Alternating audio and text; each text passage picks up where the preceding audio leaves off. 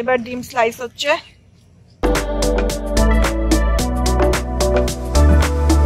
Good morning friends, আমরা এখন রয়েছি পোখরাতে। কালকে প্রায় নেপালি টাইম 7:30, তখন আমরা পোখরাতে ঢুকি। আর এত টায়ার্ড ছিলাম যে কালকে রাতে আর কিছু শ্যুট করতে পারিনি। এত কিছু বলার আগে আপনাদের আজকের মর্নিংয়ে একটা সুন্দর জিনিস দেখাই। দেখুন আমার পেছনে আস্তে আস্তে কি উকি দিচ্ছে, ফিশ টেল। আমরা যে হোটেলটাতে উঠেছি তার ছাদ থেকে এইটা দেখা যাচ্ছে, ফিশ টেল। অসম্ভব সুন্দর লাগছে। আর এখান থেকে দেখা যাচ্ছে অসম্ভব সুন্দর ভিউ। ওই যে দূরে দেখা যাচ্ছে লেক, আর এইদিকে পাহাড়ে ঘেরা। আকাশের কালারটা দেখুন, দারুণ লাগছে ভিউটা। সকাল সকাল এরকম ভিউ পেয়ে মন খুশ হয়ে গেল। আর ওই দেখুন দূরে দেখা যাচ্ছে শান্তিস্তূপ। আজকে দিনটা আমরা পোখরাতেই থাকবো। আজকে বলতে পারেন আমাদের রেস্ট ডে। দুটো বাইকের কিছু সার্ভিসিং করাতে হবে, আর 4-5টা কিছু জায়গায় আমরা ঘুরবো। ঘুরে আজকে আমরা পোখরাতেই থাকবো। আমরা যে হোটেলটাতে উঠেছি তার নাম হচ্ছে ধনষ্টি হোটেল, লেক মার্কেটের উপরেই রয়েছে। এখন আমাদের এখানে চলছে কুকিং। ব্রেকফাস্ট হবে, তার আয়োজন হচ্ছে। এই যে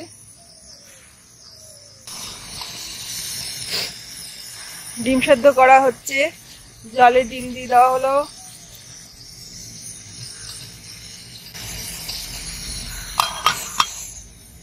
খাওয়ার জন্য হচ্ছে এটা। পেঁয়াজ কাটা হয়ে গেছে। দেখি এখানে ডিম সেদ্ধ কতটা কি হলো। ডিম ফুটছে জলে। আমাদের মিস্টার রাধুনি পারফেক্ট। রাধুনি সব দিক দিয়ে পারফেক্ট। ডিম সেদ্ধ কমপ্লিট। এবার চায়ের জল বসছে। এই তো দাদা সব মশলাপাতি নিয়ে চলে এসেছে।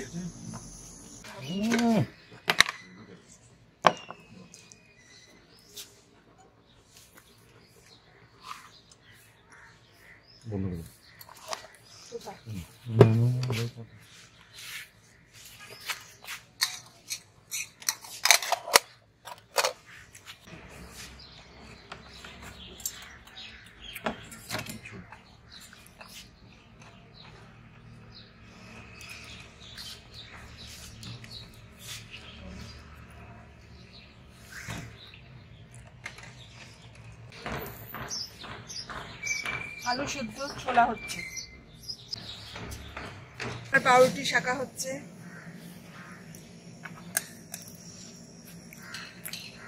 সুন্দর গন্ধ বেরিয়েছে পাউরুটি শাকার, কিন্তু এটা তো আপনাদেরকে আমরা খাওয়াতে পারবো না বা গন্ধটার অনুভূতিও দিতে পারবো না। আমরা আমাদের ছোট্ট সংসার এখানে পেতে নিয়েছি। আমাদের ফিলিংসটা আপনাদের সাথে শেয়ার করতে পারবো। আর এটা দেখি যদি আপনারা উপলব্ধি করেন যে হ্যাঁ আপনারাও এরকম ভাবে ট্রিট করবেন, তাহলে অবশ্যই সেটা করবেন, আনন্দ পাবেন। মেইন হচ্ছে এই সমস্ত এরিয়ায় খাবারের দাম অসম্ভব বেশি। এটা শুধু তাই নয়, নেপাল তো পুরোটাই পাহাড়। পাউরুটি অনেকটা শেখা হয়ে গেছে। খুব কম। এবার এখানে আলু কাটা হচ্ছে স্লাইস করে। কি সুন্দর কাটছে মাই ডিয়ার হাজবেন্ড। ওফ, এবার ডিম স্লাইস হচ্ছে। ওয়াও, ঠিক আছে, চারটে করে নিয়ে নেবে, বেশি নেবে নাকি, চট্টামি করবে। সবার ভাগে কিন্তু একটা করেই ডিম। বাইরে এইরকম লোকেশন আর তার সাথে এইরকম খাওয়া। সাজিয়ে নাও যত পছন্দ।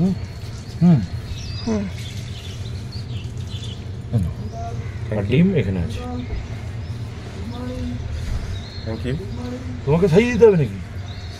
আসো। কেমন হয়েছে?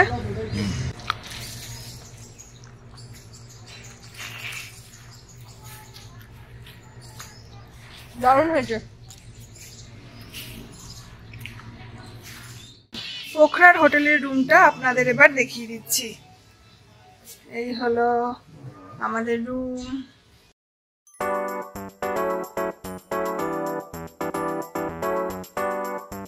আর এই হলো টয়লেট। আর একটা ছোট ব্যালকনি আছে, সেটা দেখাচ্ছি।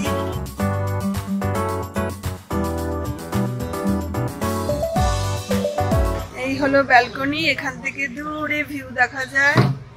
ওই যে দূরে লেক দেখা যাচ্ছে হালকা হালকা অল্প। বাও, এদিক থেকে দেখুন, ওই যে দেখছেন ফিশ টেলের কিছুটা দেখা যাচ্ছে এখান থেকে।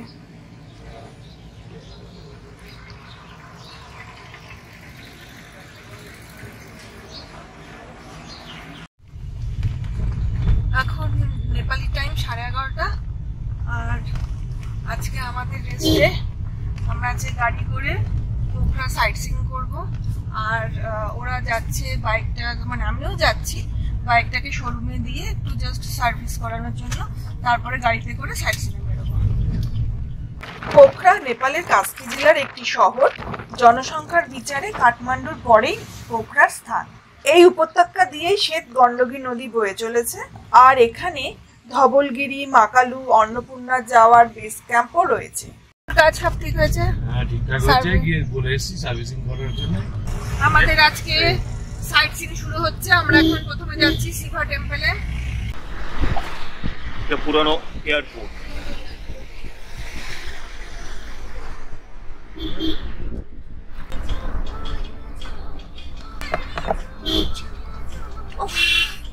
সাধারণ লাগছে।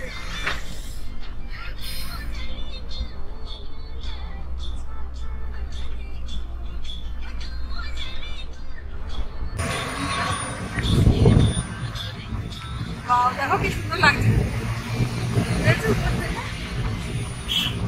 ये देखिए, पहाड़ देखिए, हिमालय देखिए। बड़े बाबा को चलते वही है बस।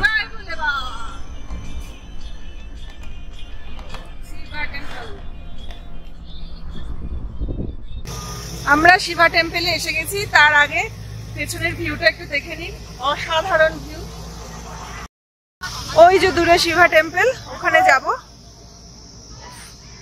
দারুণ লাগছে। লেকটা দেখেছো এখান থেকে দাদা? পোখরার পুন্দিকোটে অবস্থিত একটি বিখ্যাত পর্যটন কেন্দ্র হচ্ছে শিব মন্দির। এটি সি লেভেল থেকে 1500 মিটার উচ্চতায় অবস্থিত বেশ সুন্দর একটি জায়গা। আমরা চলে এসেছি পুন্দিকোট, এখানকার বিখ্যাত শিবা টেম্পল। এই যে ওইদিকে হচ্ছে ভিউ দেখুন, আর তারপরে এইদিকে শিবা টেম্পল। এই শিব মন্দিরের উচ্চতা হচ্ছে 105 ফুট, আর এই যে শিব ঠাকুরটি দেখছেন এটার উচ্চতা হচ্ছে 51 ফুট। এই যে ডমরুটা দেখছেন এটি এশিয়ার বৃহত্তম ডমরু বলে বিবেচিত হয়। এখানে অনেক শিবলিঙ্গ রয়েছে উপরে নিচে। ছোট ছোট শিবলিঙ্গ দিয়ে বড় শিব মূর্তিটি ঘেরা হয়েছে। এখান থেকে অন্নপূর্ণা রেঞ্জ, মানাসলু, ফিশটেল, ধৌলাগিরি বিভিন্ন পিক খুব সুন্দরভাবে দেখা যায়।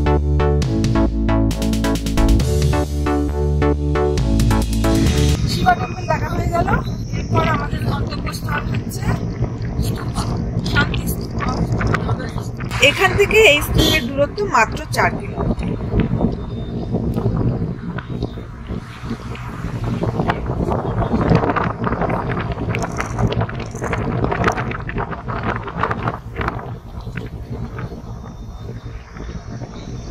আমরা এখন শান্তি স্তূপার কাছে যাচ্ছি।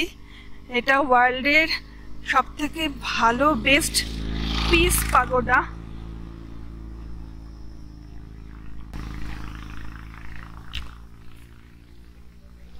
ওয়াও, লেকটা কি সুন্দর লাগছে এখান থেকে।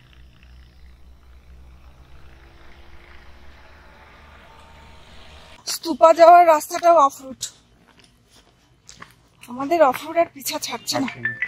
এসেছি অফরুটে, তাহলে আর কেন পিছা ছাড়বে। মেন রোড থেকে কিছুটা ট্রেক করে এই শান্তি স্তূপার কাছে পৌঁছাতে হয়।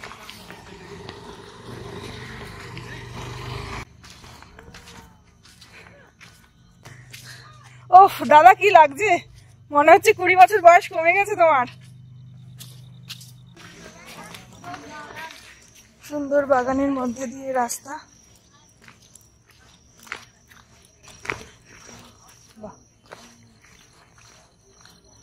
দূরে পোখরা শহর।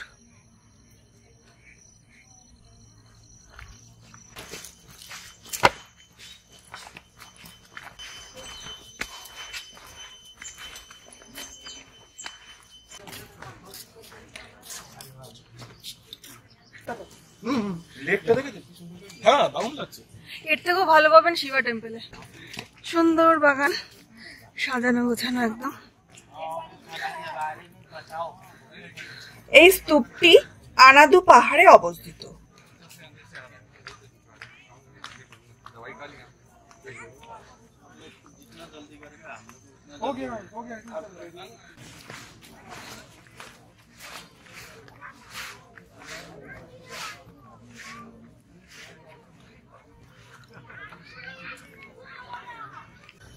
আর এখান থেকেও ফেয়ার লেক আর অন্নপূর্ণা পর্বতমালাও খুব সুন্দর দেখা যায়।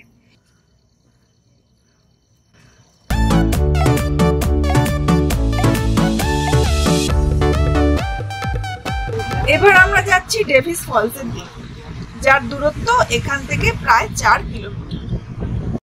ডেভিস ফলস যাওয়ার রাস্তা পুরো মার্কেটের মধ্যে দিয়ে।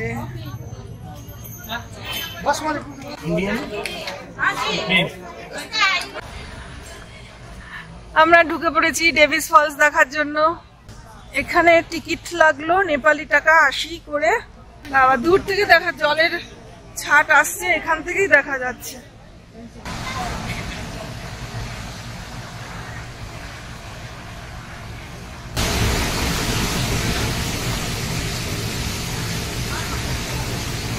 ডেভিস ফলস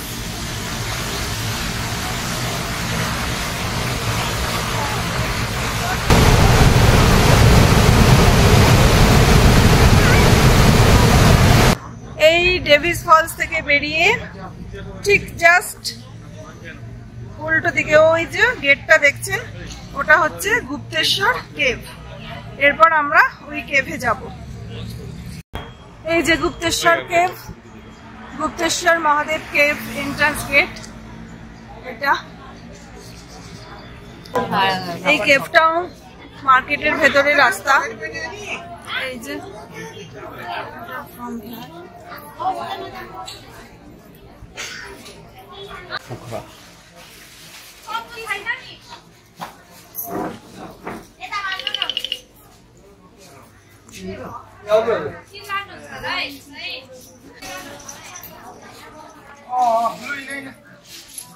এই হলো এন্ট্রি গেট, সামনে আবার টিকিট কাউন্টার।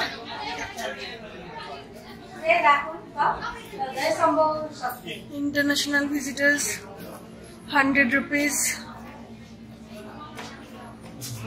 এই যে কাউন্টার, টিকিট কাটা হয়ে গেল। 100 টাকা। এই যে 100 টাকার টিকিট। এবার চলো ইন্ডিয়ানদের জন্য 100, নেপালি জন্য 50। এটা হচ্ছে প্রবেশদ্বার। গেট গুলো কিন্তু সুন্দর, বলো দাদা? প্রত্যেকটা জায়গায় সুন্দর করে সাজানো থাকে।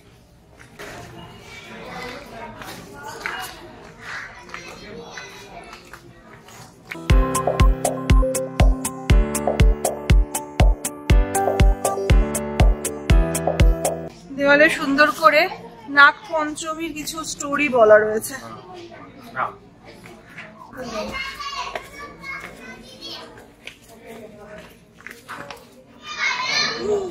খাওয়া মাথায় জয়েন করে ঠোঁটটা।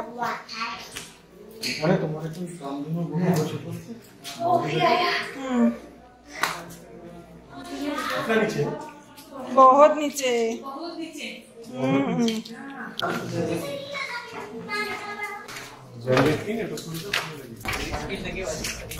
नैरो रूट है।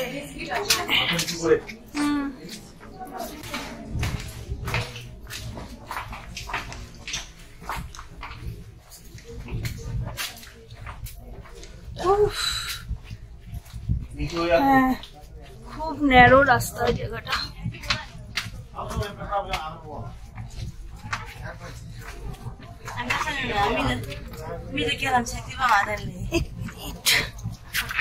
चले जाए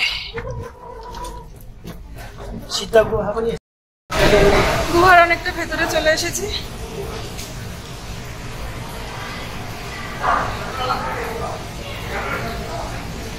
দেখি আর একটু সামনে যাই। জলের আওয়াজ আসছে সামনে থেকে। দেখা যাক। সিঁড়ি দিয়ে নেমে এসে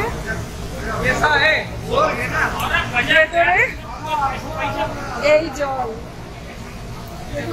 জল আসছে, কোথা থেকে জল আসছে দেখুন। চলুন একটু ওদিকে যাই, জলের ফোর্স দেখুন। এটা হচ্ছে সেই ডেভিস ফলস, যেটা আমরা একটু আগে দেখে এলাম। সেই ঝর্ণার জলটা এদিক দিয়ে ঢুকছে।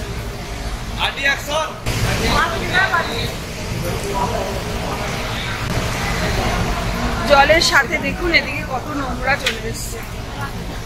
এই সমস্ত প্লাস্টিক, ক্যারি ব্যাগ সব চলে এসছে। এনারা জলের বোতল, এনারা সব এগুলো ক্লিন করছেন।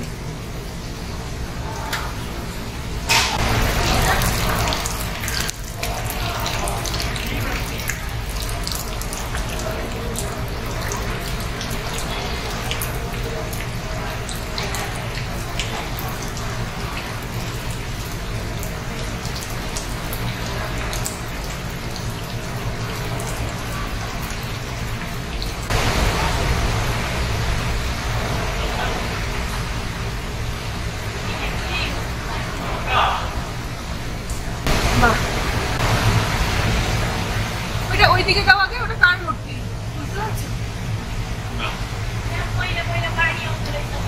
কি মনে হচ্ছে? আর এদিকে শিব পার্বতী মনে হয় না? এই গুপ্তেশ্বর মহাদেব গুহা নেপালের অন্যতম একটি দীর্ঘতম গুহা, যার দৈর্ঘ্য 2000 মিটারেরও বেশি। আর উপরটা দেখো,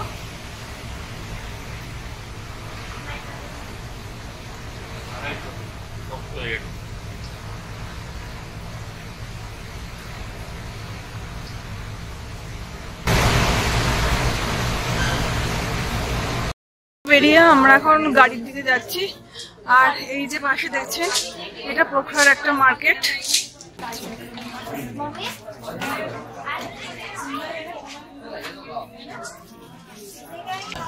এবার আমরা বেরিয়ে যাচ্ছি, ঘি ঢালা হচ্ছে এখন, ঘি। আমাদের আজকের মেনু হচ্ছে চিকেন থালি। মহাদেব গুহা দেখে কাছেই আমরা একটি হোটেলে চলে আসি লাঞ্চের জন্য। লাঞ্চের থালি, চিকেন থালি হচ্ছে পার থালি নেপালি 400 টাকা। এখন সার্ভিস সেন্টারে এসেছি, দুটো বাইক রেডি হয়ে গেছে। এরপরে আমরা যাব এখান থেকে পোখরা লেক। গাড়ি রেডি হয়ে গেছে, এই এখন একজন বেরোচ্ছে। এবার আমাদের গন্তব্যস্থল ফেওয়া লেক। আমাদের বাইক আমরা পেয়ে গেছি, এবার ফেওয়া লেক যাচ্ছি। ফেওয়া লেক ঘুরবো, ঘুরে তারপরে রাতে হোটেলে ফিরবো।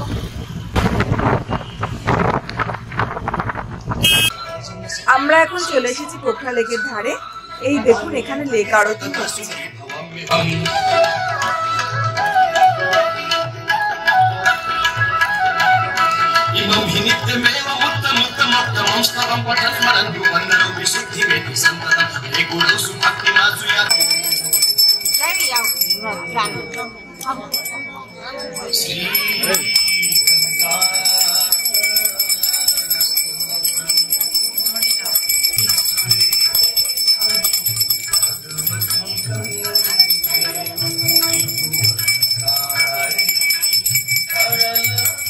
ফেওয়া লেক নেপালের দ্বিতীয় বৃহত্তম একটি লেক। এই লেকের মধ্যে একটি মন্দির আছে যার নাম তাল বারাহি মন্দির। এই লেকটি প্রায় 4.5 কিলোমিটার এলাকা জুড়ে রয়েছে আর এর গভীরতা হচ্ছে 24 মিটার। আমি এখন বসে আছি ফেওয়া লেকের সামনে। সব ছোট ছোট নৌকা করে সবাই ঘুরছে। আকাশের রং আস্তে আস্তে চেঞ্জ হচ্ছে, খুব সুন্দর লাগছে ভিউটা। আর এই লেকটা ফিশটেল, অন্নপূর্ণা, ধৌলাগিরি রেঞ্জের রিফ্লেকশনের জন্য। এই ডান দিকে একটুখানি দেখা যাচ্ছে ফিশটেল, আর ওই যে বসে আছে দুজন গল্প করছে। Good evening. আমাদের এখন ডিনারের ব্যবস্থা চলছে। এই যে রাধুনি রান্না করতে বসে গেছে, আর এখানে আলু সেদ্ধ হচ্ছে। কি রান্না হবে আজকে? ডিমের কারি, ডিমের কারি। চলো আমি রসুন ছুলে দিচ্ছি। এই যে পেঁয়াজ কাটা হয়ে গেছে, রসুন ছোলা হয়ে গেছে, লঙ্কাও হয়ে গেছে। এবারে ডিম আলু সেদ্ধ হয়ে গেছে, এবার এগুলো ছুলে ফেলবো। এই যে ডিম আর আলু ছোলা হয়ে গেছে।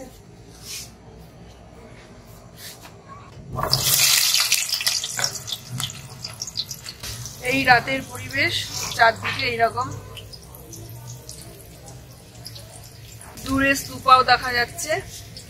আর এখানে রান্না করছেন আমার ডিয়ার হাজবেন্ড। আমাদের ডিমের ঝোল কমপ্লিট, এবার শুধু খাওয়ার অপেক্ষা। আর কিছুক্ষণ পরেই ভাত আর ডিমের ঝোল দিয়ে ডিনার করব। আমাদের ডিনার রেডি হয়ে গেছে, ডিমের ঝোল আর ভাত। এনাও দাদা, নিয়ে নাও। Thank you, thank you, thank you, thank you, thank you. তুমি খাও,